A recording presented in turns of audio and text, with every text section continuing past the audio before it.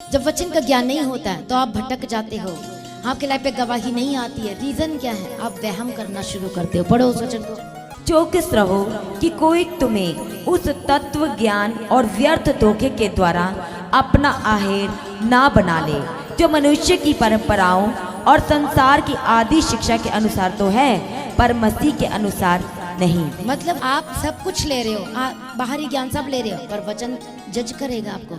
तुम्हारा संसारिक ज्ञान सब तुम्हें सलाह देते, सब कुछ ले रहे हो, पर तुम मसीह का ज्ञान नहीं ले रहे हो, इसलिए आप धोखा खा रहे हो। वचन कहते हैं इंग्लिश में हम पढ़ते, don't let anyone capture you, don't let anyone capture you.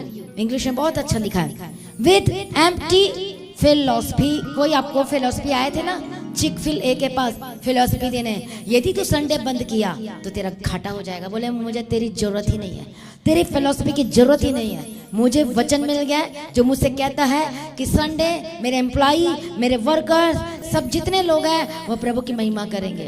प्रभु ने इसलिए हमें बनाया है। हालेलुया।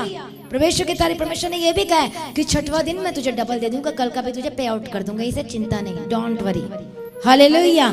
तो उसने वचन को पूरा किया। इसे don't let anyone capture you with empty philosophy. Hallelujah. उन फिलॉसफी से दूर रहना, उन चीजों से जो आपको भटका सकते हैं। And is sounding nonsense. ये कौन से बाइबल में लिखा है? आपको NLT वर्जन में मिलेगा, और एक हम वर्जन पढ़ते हैं NCV वर्जन में जो बाइबल लिखी गई है, उसमें उसका मीनिंग है फॉल्स टीचिंग, गलत शिक्षा के द्वारा आप भरमाए ना जाओ। हिंदी में पढ़ो उस वचन को, क्या लिखा है?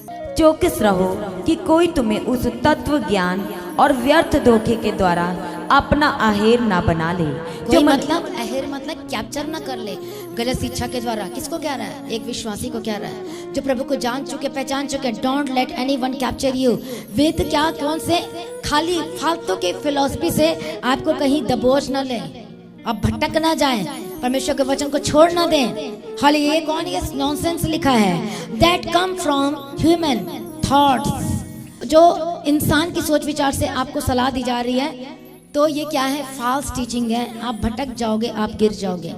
इसलिए कोलोसे की किताब 1:9 में हम पढ़ते, सारे आत्मिक ज्ञान और समझ सहित। मतलब आत्मिक ज्ञान मतलब परमेश्वर का वचन के ज्ञान और अंडरस्टैंडिंग पावर, समझ सहित परमेश्वर की इच्छा को पहले तुम जानो तो सही कि प्रभु क्या कह रहा है आपको, क्या बता रहा है, करे या ना करे काम, जाए कि ना जाए। पहले तुम उसकी इच्छा को तो पहचानना शुरू करो, और उसके बाद जब इच्छा को पहचानोगे आप परिपूर्ण हो जाओगे।